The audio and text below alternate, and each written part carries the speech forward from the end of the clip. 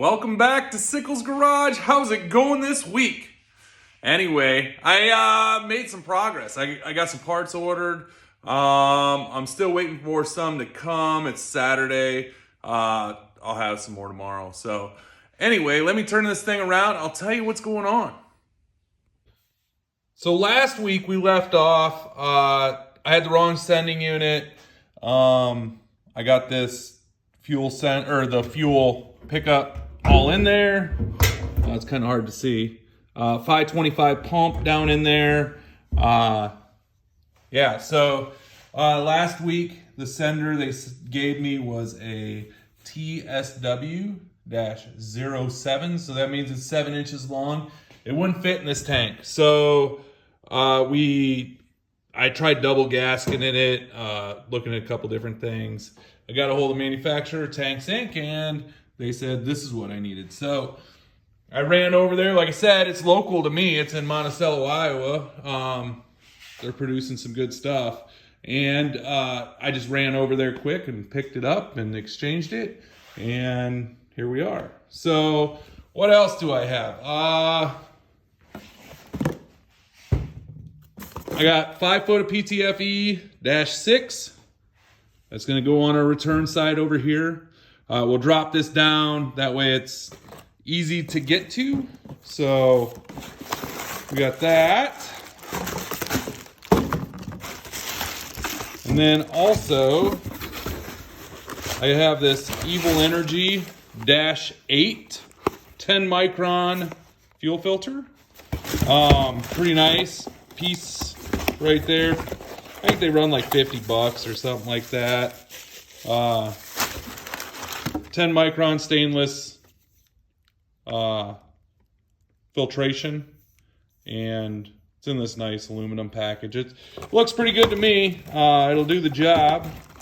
It comes with various fittings. It comes with a bracket to hang it on the frame. So we'll look at that when we get that in place. Some -6 to quarter. That'll go up here. And then I'm still waiting on my -8 line. Waiting on the fitting for the -8 feed. So then also I picked up along the way, if I can get it out of the bag here. So this is my purple feed. It's going to be 10 gauge GXL. Still be flexible. It'll be better than the primary wire stuff you buy at the parts store. Then I picked up a couple, just 10 foot of red and black 10 gauge. I really needed the black. I mean, but I needed some other stuff too. So I picked those up. Picked up some 5/16.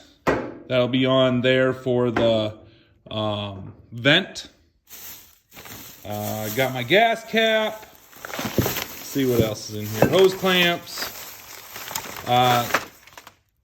This 85-420 gasket sealer. That's what will go on here to seal those gaskets up. It's made for fuel, so that's what Tanks Inc. recommends. So yeah, that's kind of where we're at. Let me get started. I'll show you what I'm doing as I go. So hopefully some of this stuff shows up. I'll have to get that 10 gauge laid in the car and soldered up and then pushed down through. And then, I'm waiting on some connectors also to put on here.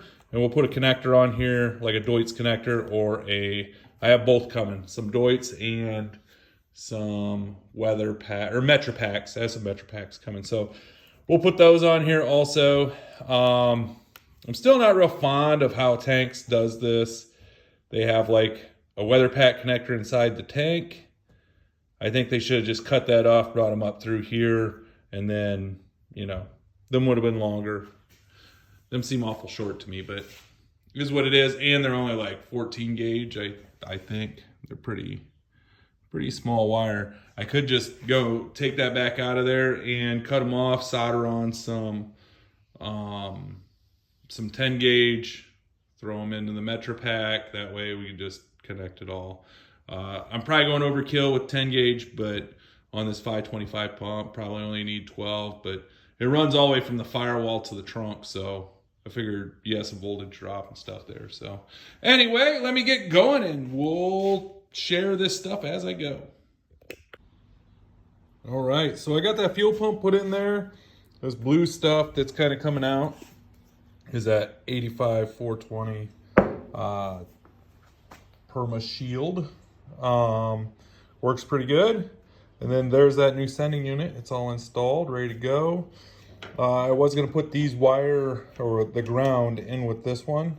However, I put this weather pack on there, or Metro pack, and there wasn't enough room in there, so that's just kind of where we left it. So this all should fit down in there once it's up in the car, and then I'll just bring the wires up this channel right here, and I'll plug in.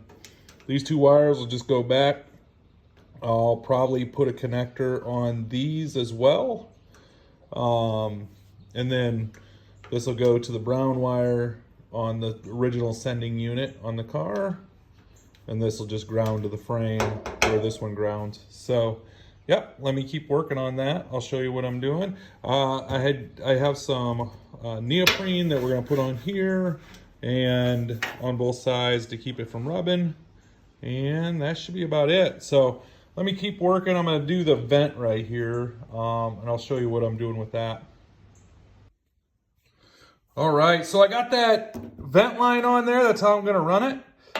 Tanks Inc. says you can plug this one and just run this one, but being how I have a 525 pump in there, I wanna make sure there's plenty of vent. The gas cap that I'm gonna run is non-vented, so we'll just run 2 vents off this and run it up. So what happens is when this is in the car, this is the rollover valve. It will sit up here above the tank somewhere. I haven't figured that part out yet. I'll do it once it's in the car. Anyway, that sits up there, and when it rolls over, there's a little check valve in there, and that keeps it from leaking. So one thing that I do want to note on one of these Tanks Inc. tanks, if you're going to run an 8AN, see, it's pretty beat up now because what happens is it hits the bottom down here. So with this particular fitting, this is an Evil Energy, it hits. So basically you got to keep going around and around. It's going to keep garfing this up, but it tightens down. This one's not beat up like that one.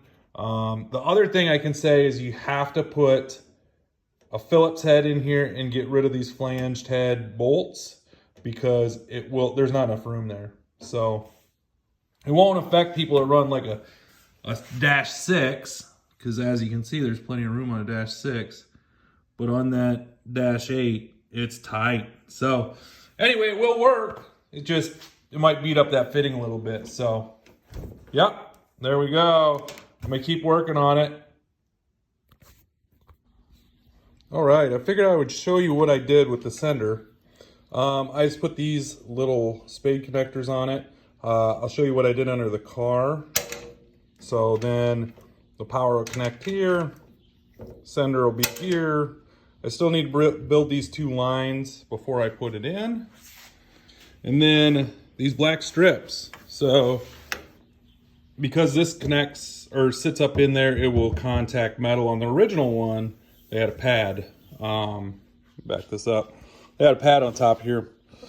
I decided not to go with a pad. Don't see the sense in it. So we'll just use these rubber strips. And they're basically neoprene. And let's see here. I think they're 2.5 inches wide. But it has a self-stick on the back. So just stick them on there and they stay on there. Pretty cool stuff. So let me show you real quick under the back of the car.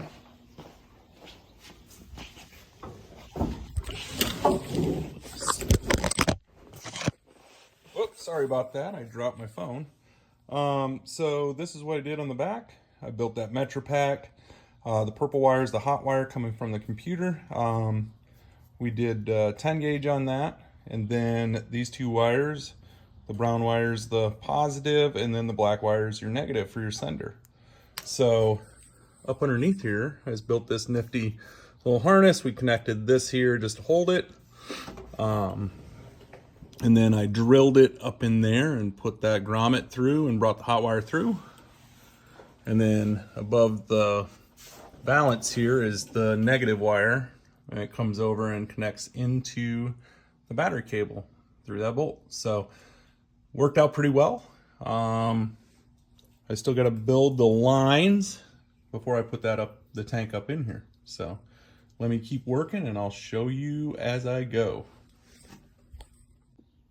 All right, so I'm going to show you what I do. This is a 6AN PTFE Teflon lined hose. This is going to be my return side. It works for E85. So this is the fitting. I already have this piece down on here. I'm about to cut it off. This is the ferrule that goes on the hose. And this is the other piece right here. So I'll show you how it all stacks up. I'll show you how I cut it first. And this works out pretty good. Just stick it in here like this. Bring it back to where you need it. Actually, do this. Take fitting out of there. I know some people probably be like, oh, you're not supposed to do that. It works, trust me. So then I just take these battery cable cutters, go right in the middle of my tape here.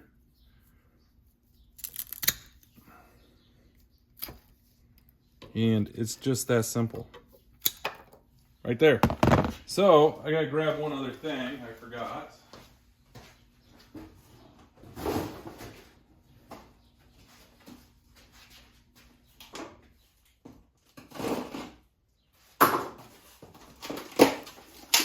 So when you buy this Evil Energy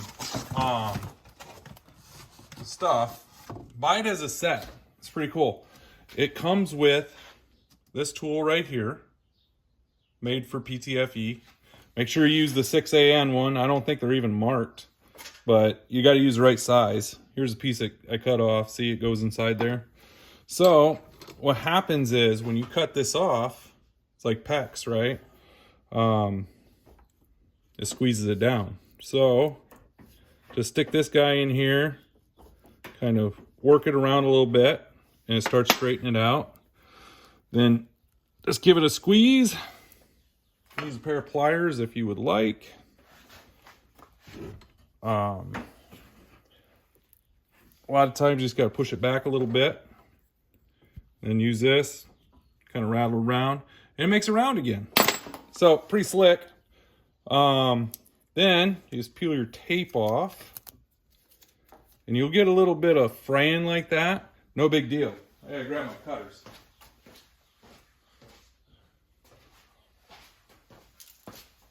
Like I said, no big deal. You just go in here, kind of cut some of that excess nylon off. I'll show you why. I think this stuff's easier to work with than regular AN hose. Still pokes you, all that fun stuff. However, basically what you have to do on this stuff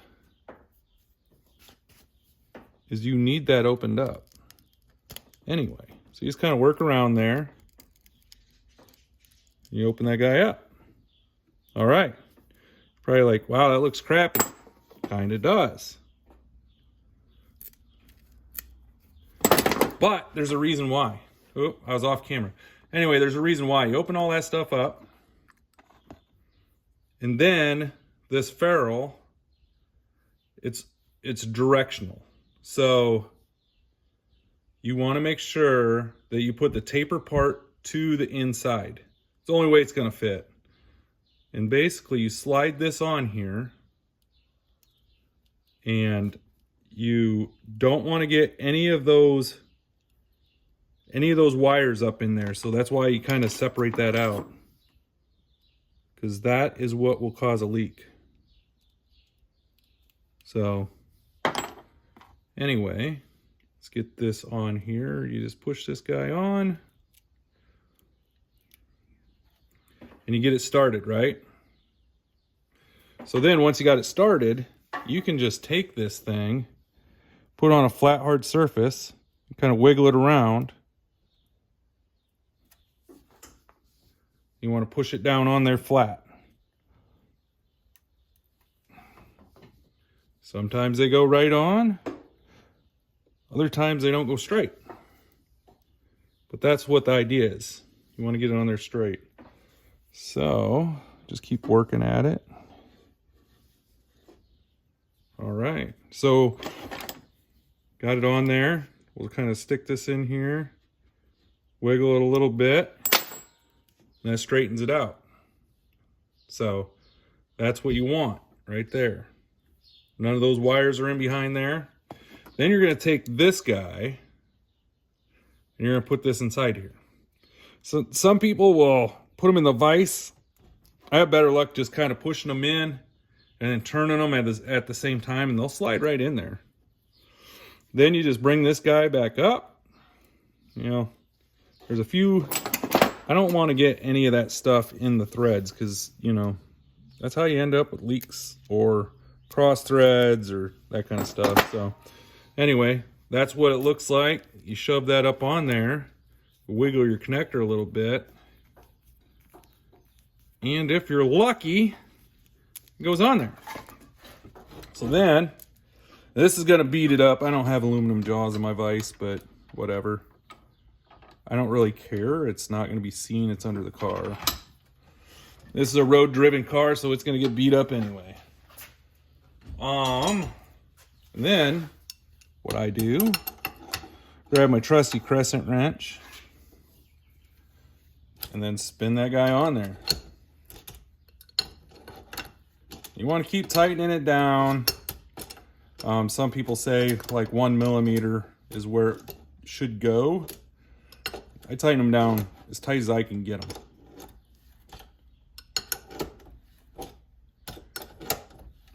Because nobody's measuring 1 millimeter. Let's see if there's 1 millimeter in there. Get it tight. All right.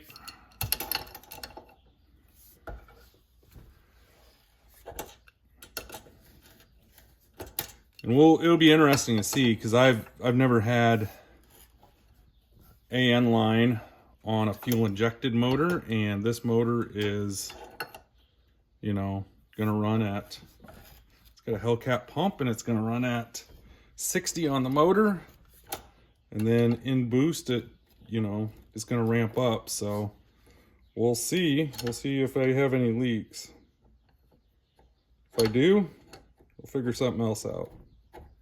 But a lot of people run this. This is like one of the #1 lines that I could find on the internet that people run on LS cars. So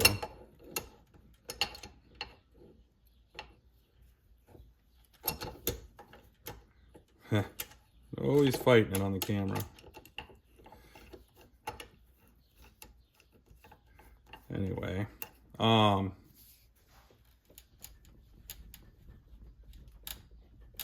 so there you go. Tightened up. I garfed it up a little bit. Took a little of the black shiny stuff off, but who cares?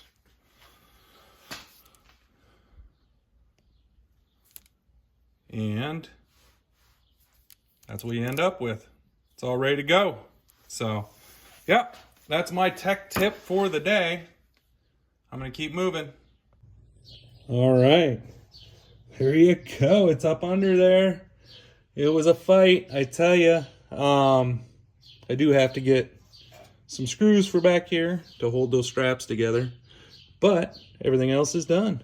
It's all in there. Everything fit. So stay tuned for next week. We'll be getting the rest of the fuel lines and stuff like that put in. I still have to get a few parts, but I have all the fuel system except for the injectors. So next week, I'm gonna put the fuel line under the car. I have 20 feet of it here, so hopefully we can make it. Anyway, like I always say, have a great work week. I'll see you next week. See you later. Bye.